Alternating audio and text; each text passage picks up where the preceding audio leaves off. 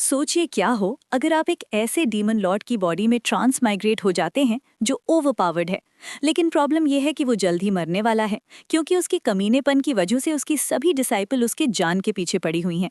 और अब उसे सरवाइव करना है, जिसके लिए उसे अपनी ग्रेट लव को अपने सभी डिसाइपल के बीच फैलाना होगा। कहानी की शुरुआत में हमें काफी सारे लोग प्रिजन के अंदर बंद दिखाए जाते हैं, और वे सभी दर्द में चिल्ला रहे थे और डीमन लॉर्ड को गाली देते हुए कहते हैं, डीमन लॉर्ड, मैं तुझे कभी भी माफ नहीं करूंगा, तू एक दिन कुत्ते की मौत मारा जाएगा। उन सभी के सामने हमारा मेन कैरेक्टर यानी कि डीमन लॉर्ड बाई किंगलिंग बैठा था, और वो अचानक से अपनी आंखों को खोलता है और अपने आसपास देखता है। चारों तरफ सिर्फ ब्लड था, और वो परेशान होते हुए कहता है, क्या मैं सच में ट्रांसमाइग्रेट हो गया? और फिर उसी गेम को याद करता है जहां पर वो इस दुनिया में आने से पहले इस गेम को खेला करता था, और वो अभी के लिए जिसकी बॉडी में है वो उस गेम का फाइनल बॉस था।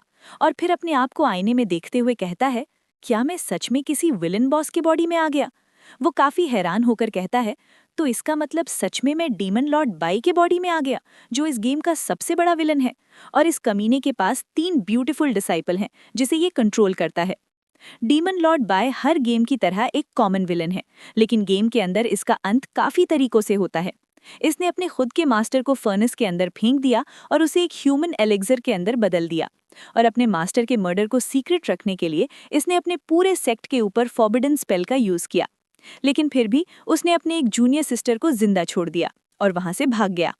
गेम के अंत में बाई किंगलिंग ने यूलियो टेम्पल के मास्टर की आइडेंटिटी का यूज किया था, और उसने राइटियस पाथ के सबसे स्ट्रॉन्गेस्ट पर्सन से फाइट की, यानी कि मोजिन।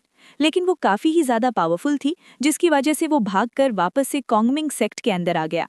और उस फाइट की वजह से डीमन लॉर्ड बाई की हालत काफी खराब थी, जिसकी वजह से जल्द ही ये गेम एंड होने वाला था। डीमन लॉर्ड बाय जो जल्द ही मल बनने वाला था, लेकिन अब वो एक पैथेटिक स्टेट के अंदर पहुंच चुका है, जहां पर वो अब खुद को भी नहीं प्रोटेक्ट कर सकता। और मुझे याद है कि बाई किंगलिंग गेम के अंदर जल्द ही मरने वाला था, और उसे उसकी सबसे भरोसेमंद थर्ड डिसाइपल पॉइजन देती है। तभी बाई की थर्ड डिसाइपल दरवाजे को नॉक करती है और कहती है, मास्टर, क्या आप अंदर हैं? मैं आपके लिए मेडिसिन को लेकर आई हूँ। हमारे मेन कैरेक्टर को याद आता है कि असल में डीमन लॉर्ड बॉय की मौत यहीं पर हुई थी, अपनी थर्ड डिसाइपल के हाथों। वो अपने कुछ पुरानी बातों को याद करती है, जहां पर उसकी सीनियर सिस्टर ने कहा था, जाकर उसे मार दो जिना, हमारे पास बस एक ही चांस है, और जब एक बार तुम उसे मार दोगी तो सब कुछ ठीक हो जाएगा। हमारा मेन कैरेक्टर अपने प्रेशर से उस दरवाजे को ओपन कर देता है और अपने मन में कहता है, ये सब तो ओरिजिनल गेम की तरह हो रहा है, जहां पर मेरी थर्ड डिसाइपल सिनर ने मुझे मेडिसिन के बहाने पॉइजन दे दिया था, और अब से मैं डीमन लॉर्ड बॉय की मिलिंग हूँ, इसलिए मुझे इसी आइडेंटिटी का यूज करना होगा। और वैसे भी मैं मरना नहीं चाहता, और मैं कभी भी इस गेम के मेन कैरेक्टर जाओचिन को अपने डिसाइपल के साथ एंजॉय करने नहीं दूंगा। तभी अचानक से मैसेज पॉपअप होता है, कॉन्ग्रेचुलेशंस होस्ट, आप finally legendary great love system के साथ जुड़ चुके हैं, और आपको एक विगनर लेवल का मिशन मिलता है, जहां पर आपको अपने ग्रेट लव का यूज करते हुए जिनर को इमोशनली अपनी बातों में लाना है, और उसके मन से नफरत को मिटाकर उसे पूरी तरीके से अपने प्यार के अंदर पागल करना है।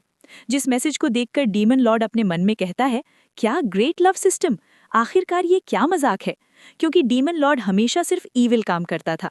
आखिरकार इसका क्या मतलब हुआ? मुझे मालूम है कि ऐसे सिस्टम हर ट्रांसमाइग्रेटर के पास होते हैं, लेकिन इसका क्या फायदा होगा?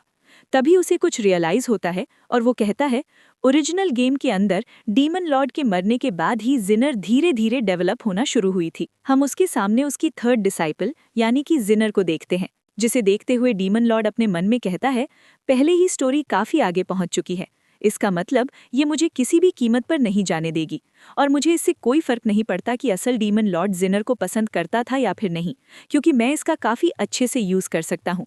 और फिर अपने प्रेशर से सामने की तरफ अटैक करता है, जिससे सभी स्केलेटन हवा में उड़ जाते हैं। जिनर अपने सामने देखती है, जहां पर वो पूरी जगह साफ हो गई थी। डीमन लॉर्ड उससे मुस्कुराते हुए कहता है, तुम्हें डरने की जरूरत नहीं है, मेरे थोड़ा पास आओ। जिनर को यकीन नहीं होता, और वो अपने मन में कहती है, क्या ये कोई सपना है? पहले तो मास्टर सिर्फ गुस्से में रहते थे, आखिरकार ये ऐसा क्यों कर रहे हैं?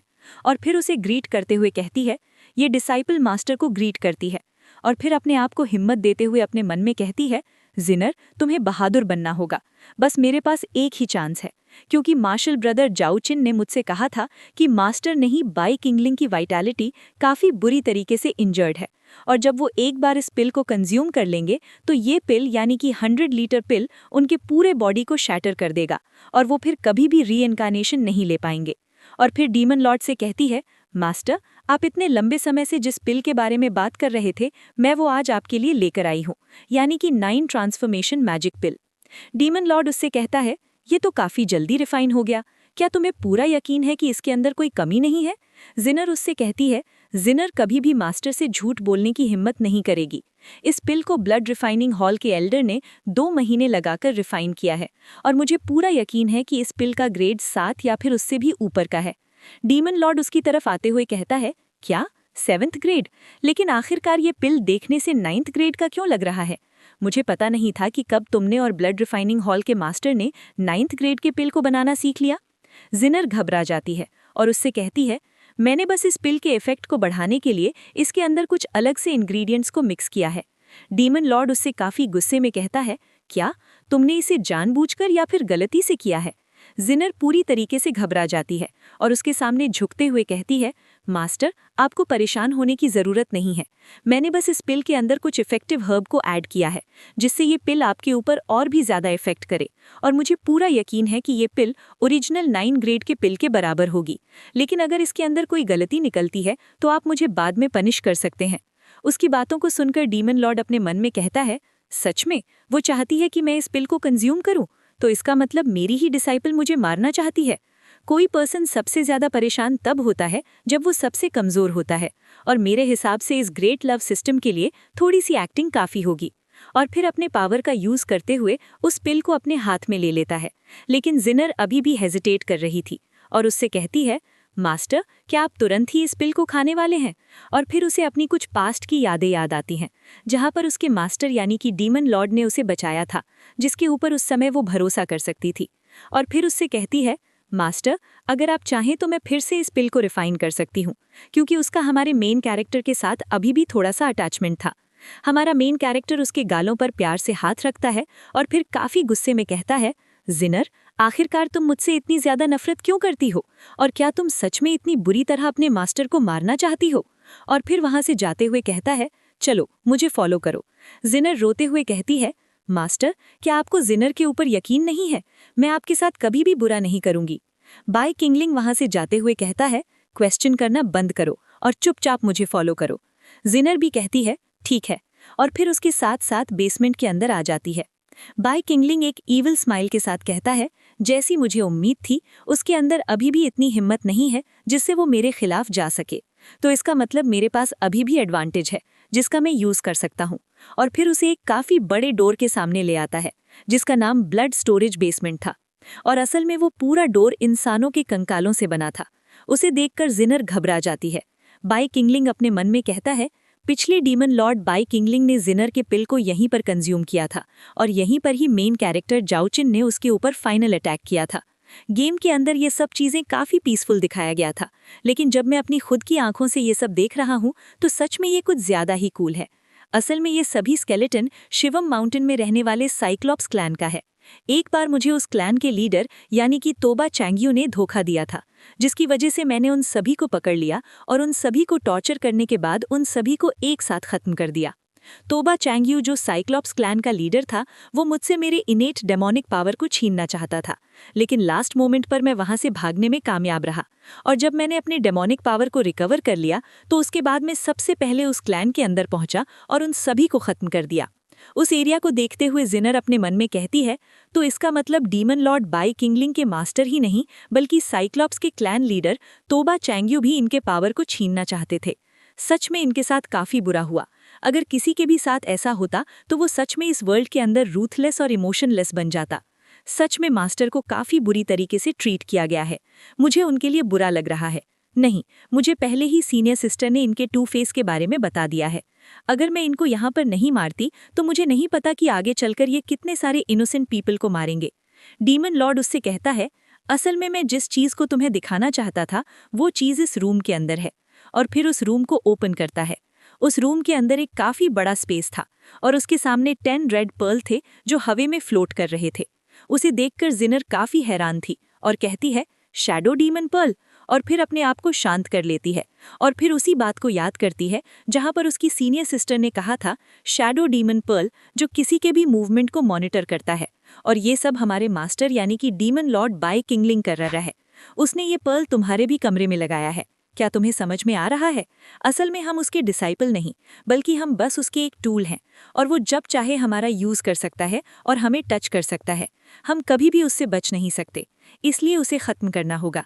डीमन लॉर्ड अपने मन में कहता है, सेकंड सीनियर सिस्टर ने मुझसे कहा था कि मैं इन सभी डेमोनिक पर्ल को ना जानने की एक्टिंग करूं। तो आखिरकार ये अभी के लिए मुझे इसे क्यों शो कर रहा है? डीमन लॉर्ड उससे कहता है, जिनर अपने सर को ऊपर करो और इसे ध्यान से देखो। जिनर कहती है, हाँ मास्टर, मैं समझ गई। तभी वे सभी पर्ल किसी एक्सीडेंट को प्रोजेक्शन करने लगते हैं जहाँ पे चिजिनर की पास्ट स्टोरी चल रही थी। उसके विलेज के ऊपर काफी सारे लुटेरों ने अटैक कर दिया था और उसके पूरे विलेज को तबाह कर दिया था। वे लोग उसे भी मारने वाले थे, लेकिन तब तक वहाँ पे डीमन लॉर्ड बाय किंगलिंग आ जाता है और अपने सिर्फ एक ही अटैक के साथ उन दोनों को वहीं पे खत्म कर देता है। छोटी चिजिनर रोते हुए कहती है, आप कौन हो? पिछला डीमन लॉर्ड उससे कहता है, मेरा नाम बाय किंगलिंग है। वो रोते हुए आगे कहती है, क्या तुम कोई गॉड हो? अगर हाँ तो जल्दी से मेरी मम्मी और डैडी की मदद करो, मैं तुमसे भीख मांगती हूँ। डीमन लॉर्ड उससे कहता है, जरूरी नहीं है कि गॉड ही अच्छे हों और तुम्हारी मदद करें, उन्हें इन सभी चीजों से कोई फर्क नहीं पड़ता, लेकिन कभी कभी कोई डीमन ही आकर तुम्हारी जान बचा लेता है और उसे तुम गॉड समझते हो। और फिर उसे शांत करवाते हुए कहता है, मेरे साथ चलो। वो पूछती है, कहाँ पर? डीमन लॉर्ड मुस्कुराते हुए कहता है, हमारे घर। उस मेमोरी को देखकर चिजिनर कहती है, मास्टर। लेकिन डीमन लॉर्ड उससे कहता है, जिनर, तुम्हारे मास्टर का इस दुनिया के अंदर काफी सारे दुश्मन हैं और इसकी वजह से तुम लोगों को यानी कि मेरी डिसाइपल को भी वो लोग टारगेट कर सकते हैं, इसलिए मैं तुम सभी को प्रोटेक्ट करने के लिए इस डीमन पर्ल का यूज करता था, जिससे तुम सभी सेफ रह सको। चिजिनर उससे कहती है, मास्टर, तो इसका मतलब आप उन सभी डीमन पर्ल का यूज हमारे ऊपर नजर रखने के लिए नहीं, बल्कि हमें प्रोटेक्ट करने के लिए कर रहे थे। बाय किंगलिंग कहता है, मुझे मालूम है कि इन कुछ सालों में मैंने तुम सभी को काफी बुरी तरीके से ट्रीट किया है और इसके बारे में पूरी दुनिया जानती है, और मुझे पूरा यकीन है कि इसी की वजह से तुम मुझसे नफरत करती हो। लेकिन अगर एक दिन मैं मारा जाता हूँ तो तुम तीनों सिस्टर दुश्मन के साइड जा सकती हो, जिससे वो लोग तुम सभी को जिंदा छोड़ देंगे और तुम हमेशा के लिए सेफ रह सकोगी। मैं इसे हमेशा के लिए सीक्रेट रखना चाहता था, लेकिन तुमने अपने ही मास्टर को मारने के बारे में डिसाइड कर लिया। जो भी हो, जब तक तुम इस दुनिया के अंदर सेफ हो, मुझे किसी भी चीज से कुछ भी फर्क नहीं पड़ता। चिजिनर काफी इमोशनल हो जाती है और तुरंत जाकर बाय किंगलिंग को गले लगा लेती है और रोते हुए कहती है, मास्टर, मैं बिल्कुल गलत थी। मुझे उन लोगों की बातों पर यकीन नहीं करना चाहिए था। मैं सच में बेवकूफ हूँ। मुझे पहले से पता था कि इस पूरी दुनिया के अंदर मास्टर सबसे अच्छे पर्सन है। प्लीज, मैं आपसे भीख मांगती हूँ, मुझे माफ कर दीजिए। असल में जिनर आपसे बहुत बहुत ज्यादा प्यार करती है। डीमन लॉर्ड बाय किंगलिंग का मिशन पूरा हो गया था और वो इसकी वजह से किसी ईविल की तरह मुस्कुरा रहा था। तभी मैसेज पॉपअप होता है, कांग्रेचुलेशंस होस्ट, आपने फाइनली अपने मिशन को कंप्लीट कर दिया है और इस वजह से आपको 500 पॉइंट और उसके साथ गोल्डन ट्रेजर चेस्ट मिलता है। उसे देखकर डीमन लॉर्ड काफी हैरान था और अपने मन में कहता है, क्या सच में मैंने मिशन को कंप्लीट कर दिया? इसका मतलब मुझे अपने ग्रेट लव को चारों तरफ फैलाना होगा? नहीं, मैं इसके बारे में ज्यादा नहीं सोच सकता क्योंकि मुझे सर्वाइव करना है और इस वजह से मुझे स्टोरी लाइन को चेंज करना होगा। लेकिन इसके लिए मुझे जिनर की लॉयल्टी चाहिए। और फिर उससे काफी सीरियस होकर कहता है, मेरी डिसाइपल, मुझे समझ में नहीं आ रहा कि आखिरकार तुम ऐसा क्यों कर रही हो और आखिरकार तुमसे ऐसा करने के लिए किसने कहा था? जिनर उसे सारी सच्चाई बता देती है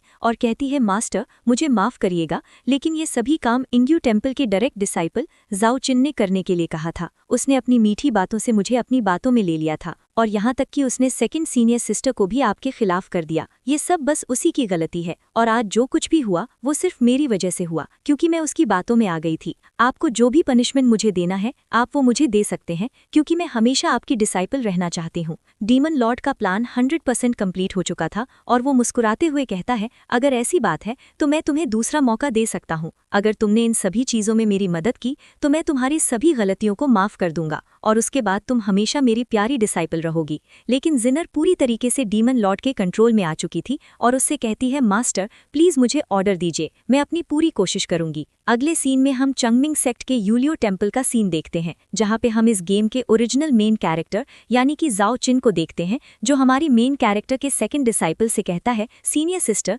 आखिरकार जूनियर सिस्टर जिनर अभी तक वापस क्यों नहीं आई? या पहले ही डीमन लॉर्ड को हमारे प्लान के बारे में पता चल चुका है? हम अपने मेन कैरेक्टर के सेकंड डिसाइपल यानी कि टांटाई को देखते हैं, जो उससे कहती है तुम्हें परेशान होने की जरूरत नहीं है, क्योंकि जिनर ने मुझसे वादा किया था कि अगर प्लान पूरा होता है या फिर फेल होता है वो मुझसे कांटेक्ट करेगी, लेकिन उसने अभी तक कांटेक्ट नहीं किया। इसका साफ मतलब है कि अभी भी प्लान पूरा नहीं हुआ। जाओचिन वहां से जाते हुए कहता है मुझे खुद जाकर चेक करना होगा, मैं ऐसे ही उसे अकेला छोड़ नहीं सकता। लेकिन टांटाई उसके गर्दन पे स्वॉर्ड को रख देती है और कहती है जूनियर ब्रदर, आपको जल्दी करने की जरूरत नहीं है, क्योंकि वहां पे काफी सारे रेस्ट्रिक्शंस लगे हुए हैं और सिर्फ सीनियर ही अंदर जा सकती है। लेकिन अगर तुम फोर्सफुली अंदर जाने की कोशिश करते हो तो मारे जाओगे। उसे इतने गुस्से में देखकर जाओचिन भी हार मान जाता है और कहता है कोई बात नहीं, हम थोड़ा सा और इंतजार कर सकते हैं। लेकिन वो हैरान होकर अपने सामने देखता है जहाँ पे उसकी जूनियर सिस्टर यानी कि जिनर वापस आ गई थी, जिसे देखकर वो काफी खुश हो जाता है। लेकिन उसकी आंखों में साफ साफ हवस दिख रहा था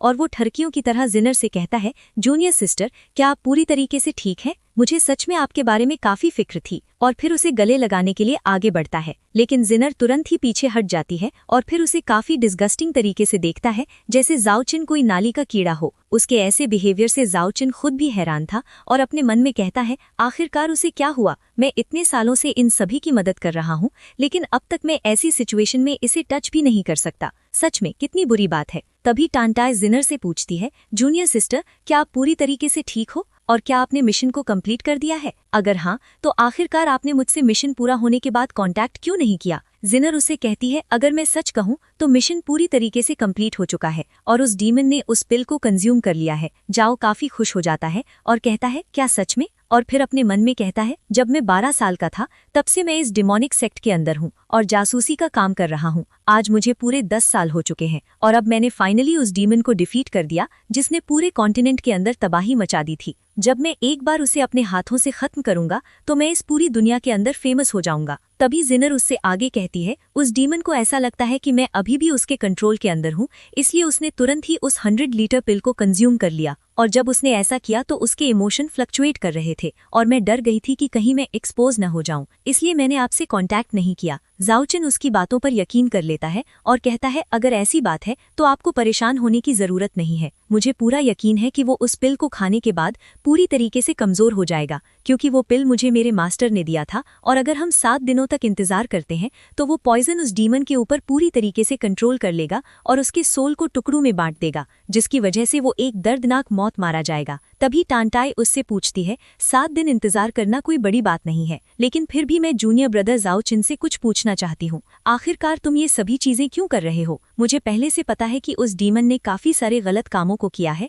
लेकिन मुझे नहीं लगता कि उसने ब्रदर जाओचिन के साथ कुछ भी गलत किया है। आखिरकार तुम उससे इतना नफरत क्यों करते हो जिसकी वजह से तुमने उनके ऊपर इतनी खतरनाक पॉइजनस पिल का यूज किया? जिनर भी उससे इसके बारे में पूछती है। जाओचिन फ्लिक्स मारते हुए कहता है असल में मैंने ऐसा इसलिए किया क्योंकि वो तुम लोगों को काफी सालों से परेशान कर रहा है और मैं ये सिर्फ बैठकर देख नहीं सकता, इसलिए मैंने सिर्फ तुम लोगों के लिए ऐसा किया। क्या तुम्हें दिख नहीं रहा कि आखिरकार मुझे तुम लोगों के बारे में कितनी परवाह है? लेकिन जाओचिन की ऐसी बातों से जिनर को काफी अजीब लगता है और टांटाई के पीछे छुपते हुए कहती है क्या तुमने सच में ये सब सिर्फ हमारे लिए किया? सच में ये तो काफी अजीब है। जाओचिन उन दोनों को समझाने लगता है कि असल में उसका दूसरा कोई मोटिव नहीं है, लेकिन टांटाई उसकी तरफ काफी गौर से देखती है और फिर कहती है तो ठीक है, चलो 7 दिन बाद मिलते हैं और मैं नहीं चाहती कि हमारी वजह से आपकी ट्रेनिंग डिले हो।